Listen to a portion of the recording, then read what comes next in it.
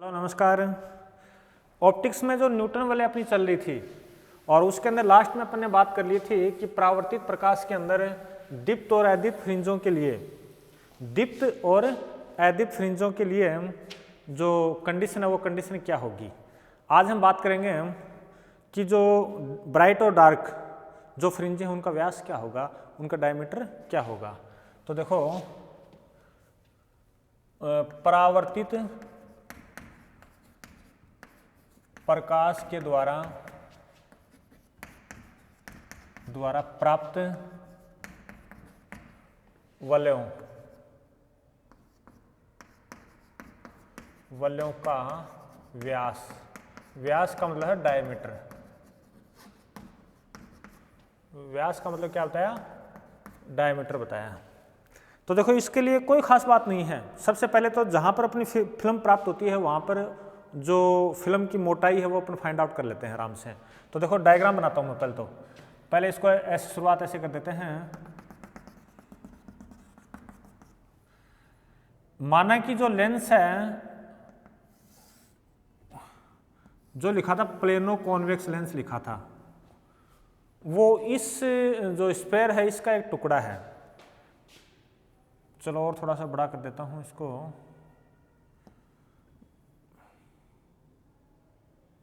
चलो ये बड़ा कर दिया है ना। फिर बाद में ये बनी हुई है अपनी नीचे, क्या है ये,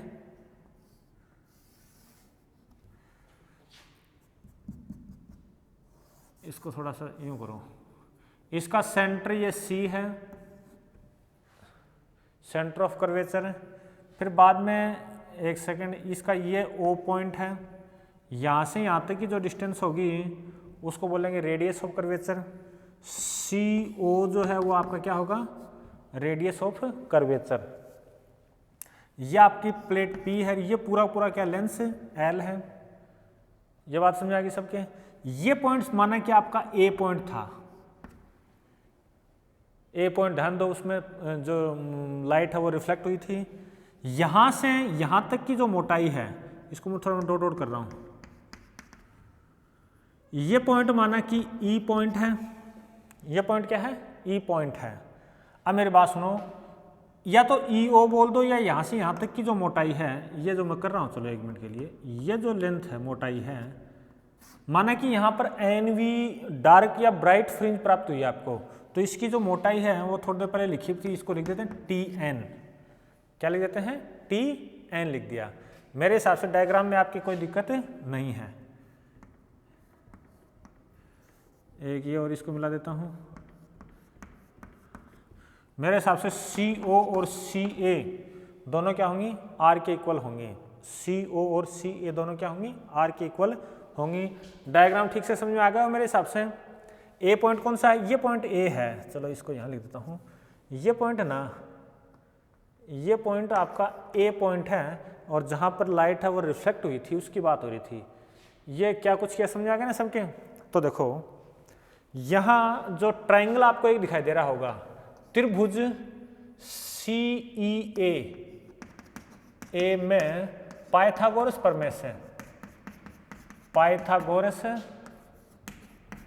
प्रमेय से क्या लिखूं, बोलो, खुद लिखोगे आप।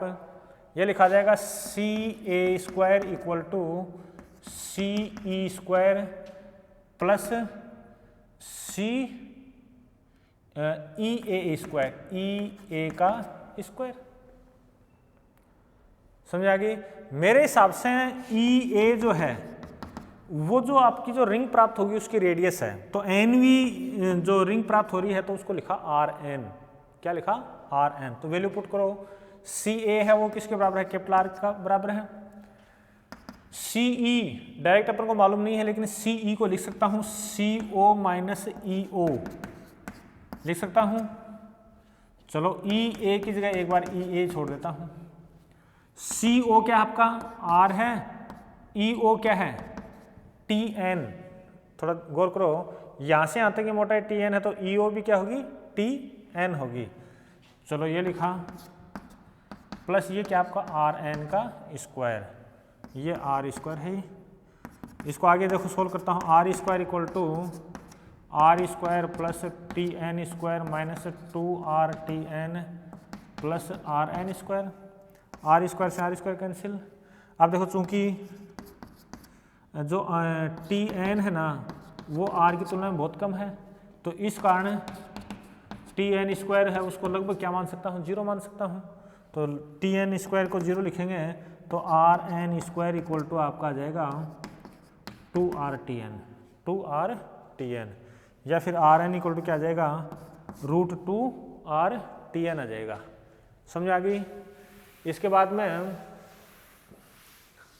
देखो एनवी वलय का या रिंग का व्यास यानी डायमीटर अगर बात करते हैं तो dn इक्वल टू क्या हो जाएगा, 2Rn हो जाएगा। Rn की वैल्यू फाइंड आउट कर रखी है आपने 2, ये क्या 2RTn, या फिर 2 अंदर जाएगा, ये आपका आ जाएगा @R और Tn। ये इक्वेशन नंबर आपकी 3 आ गई है। मेरे हिसाब से समझ आ गया। तो डायरेक्ट याद करोगे कि आपका आ गया है @RTn, क्योंकि बीच बीच में न्यूमेरिकल के अंदर कहीं कहीं आवश्यकता भी हो जाती है इनकी। अब बात करते हैं दीप्त और अदीप्त, यानी नंबर फर्स्ट बात करते हैं चलो दीप्त या bright, diameter of bright ring. तो देखो एक सेकंड, फॉर ब्राइट की जब बात होती है ब्राइट की, तो अपन ने यही बात की थी ना 2μTn इक्वल टू 2n + 1 λ/2, यही बात की होगी। तो यहाँ से देखो Tn की वैल्यू क्या हो जाएगी, यहाँ से Tn इक्वल टू आ जाएगा 2n + 1 λ/2 और 2 4, तो आपका 4μ आ जाएगा। Put in equation third we get, देखो फाइंड आउट करो। ये कंडीशन थोड़ा देख लेना, ये सही है कंडीशन मेरे हिसाब से एकदम। फॉर ब्राइट फ्रिंज के लिए यही होता है, सही है एकदम, है ना। चलो तो dn इक्वल टू कितना आ गया आपका, ये था @R तो है ही है, और Tn की वैल्यू पुट करूँ तो आ जाएगा 2n + 1 λ/4μ आ जाता है। तो देखो इससे ये कैंसिल 2 टाइम्स है, तो ये आ गया आपका 2n + 1 λ/μ आ चुका है। यहाँ पर गौर करने वाली बात ये है कि dn है वो लैम्डा, देखो साफ साफ लिख रहा है, बताने की आवश्यकता नहीं है। अगर n इंक्रीज होगा तो dn इंक्रीज होगा, लैम्डा इंक्रीज होगा तो dn क्या होगा, इंक्रीज होगा, लेकिन म्यू इंक्रीज होने पर आपका dn है क्या होगा, डिक्रीज होगा, यानी ये इनवर्सली प्रोपोर्शनल ऑफ √μ है। ठीक है ना, ये साफ साफ आप इससे फाइंड आउट कर लेते हो। नंबर सेकंड वाक्य की बात करूँ, फॉर डार्क रिंग, तो डार्क में और डार्क के लिए क्या क्या था, डार्क के लिए था 2μTn equal to n lambda, और n की वैल्यू उसमें आई थी n इक्वल टू 0 1 यूँ आया था। ठीक है ना, यहाँ से Tn की वैल्यू क्या आ जाएगी, n λ/2μ। पुट इन इक्वेशन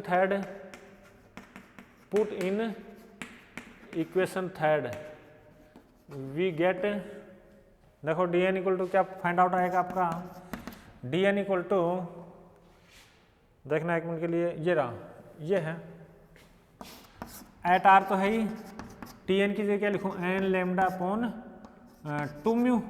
2 से ये कैंसिल होगा तो 4, तो ये आपका आ गया √4Rn λ/μ, ये आ गया।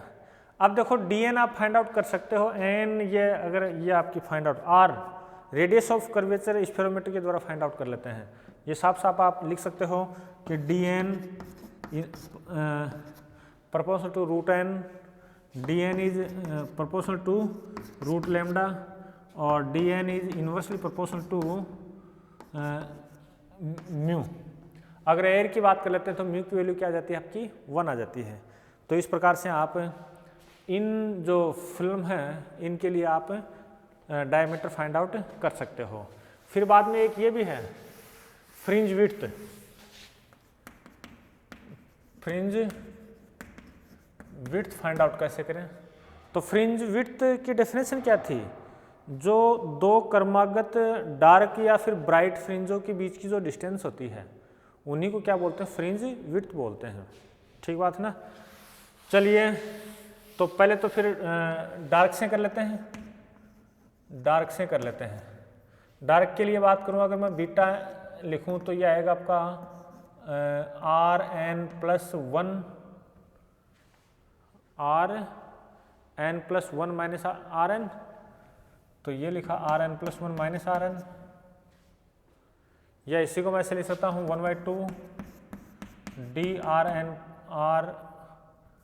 dn प्लस ये n आएगा n+1 माइनस dn।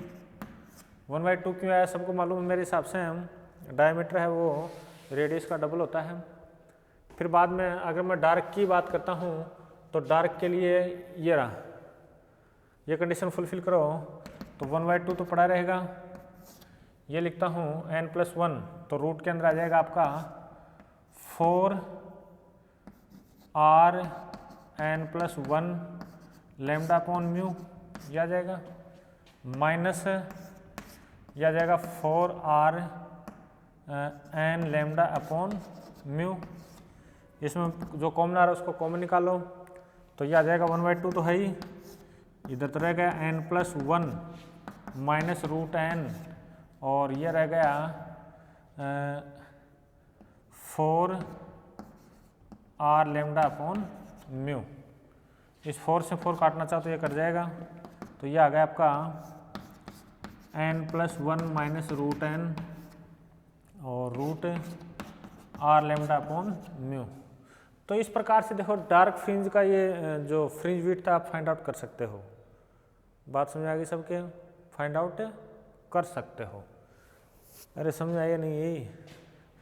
अच्छा, ऐसे ही सेम प्रोसीजर से, सेम प्रोसेस से आप जो ब्राइट फ्रिंज है उसके लिए फाइंड आउट कर सकते हो। ब्राइट के लिए, ब्राइट के लिए भी तरीका तो वही होगा, मैं बीटा डैश लिख देता हूँ एक बार के लिए, और ये आपका आ जाएगा 1/2 dn+1 माइनस dn। सेम वही प्रोसेस, लेकिन वहाँ पर जो dn था याद हो तो dn इक्वल टू था √2 और 2n+1 और लैम्डा R अपॉन म्यू, ये था याद हो तो ये वैल्यू इसके अंदर पुट करो, ये वैल्यू, और ये वैल्यू जब पुट करेंगे तो बीटा डैश इक्वल टू आपका आ जाएगा 1/2 तो है ही, ये हो जाएगा √2 और 2n+3 lambda R upon mu minus √2 और 2n+1 lambda R upon mu. इसमें कॉमन निकाल के आप आराम से निकाल सकते हो। तो इस प्रकार से माय डियर स्टूडेंट्स, देखो कुछ खास बात है नहीं इसमें, ये कैलकुलेशन आप करके देखना। अगर कोई कैलकुलेशन समझ में नहीं आती है, कोई पॉइंट आपको, तो आप पूछ सकते हो।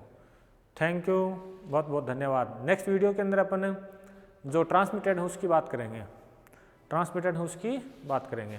Thank you.